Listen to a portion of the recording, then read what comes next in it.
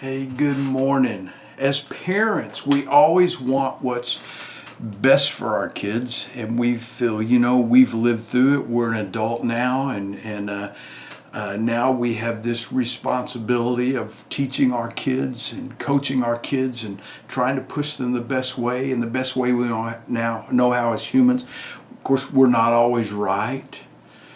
But we know what it's like to make a mistake and the pain that they can go through. They didn't always agree. Mine didn't always agree with me. They didn't always think that I necessarily knew the best. We have some of those conversations now, and they realize that they're going through the same thing with their kids. Sometimes it caused pain in their life when they didn't do the things that we coached them to do the right way. And other times when they did take my advice, they thanked me for that. And still today, every once in a while, I'll get thanked by my adult child for something that I taught them to do or told them how to do. God wants what's best for us as well. As our parents and as our Creator, God takes pleasure in watching us. You remember when you used to sit beside the bed and watch your kids sleep and listen to them breathe, or watch their ball games and get excited when they took those first steps? God, the Bible says, takes great pleasure in us, His creation. As a matter of fact, He made us for His pleasure, as with all of His creation. And He, because He's God and because He is our Creator, always knows what's right.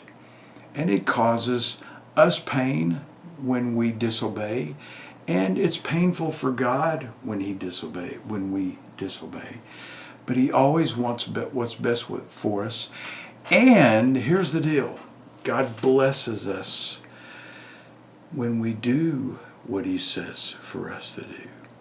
And that's a promise. That's a promise. Today I'm in James 1:22 through 25. And God says this. He says, don't just listen to my word. When you sit down and you read the Bible, don't just listen. Don't just read it. Don't just take it in as head knowledge. He says, you must do what it says. Otherwise, you're only fooling yourself. We try to say we're Christian and that and that Jesus is Lord of our life, but Scripture tells us that we know we're His disciples when we obey Him, when we do what He says. For if we listen to the word and we don't obey, it's like glancing at your face in the mirror. You ever been somewhere with people? And I'm around people a lot as a pastor. And then you walk into the restroom and you look in the mirror and you've got this lettuce or something stuck in your teeth, Or one time even, I remember I got up and I preached a message and left, and I was in the bathroom a little while later, and my goodness, my zipper was undone. Why don't you go, why didn't somebody tell me? Why didn't somebody tell me? Well, God says, look, when you go and you look in the Word, you look at yourself, you see the things that you have to change, and you're a fool if you walk off and you don't change those things. You see yourself, verse 24 says, then you walk away and you forget what you look like. You forget that that you saw the things you need to change and you didn't, and you forgot. He says in verse 25, but if you look carefully into the perfect law that I give you, that sets you free. See, when we do the things that God wants, we've been made righteous by Jesus if we're Christians, and then if we do the things that God wants, then what happens is we feel this freedom. The guilt that's on our shoulders when we're guilty is heavy on us. But when we let that go and when we're obedient, then it sets us free. It's not like having to walk around following a bunch of rules. This is the coaching, the guidance that comes to us from the one who loves us most. He says, but if you look carefully in the perfect law that sets you free, and if you do what it says, and don't forget what you heard, then listen, then God will bless you for doing it. Hey, my name is Royal, pastor of Life Connection Church in North Euless. I do these talks most Mondays through Friday. And I always give a scripture verse, James 1 today, 22 through 25.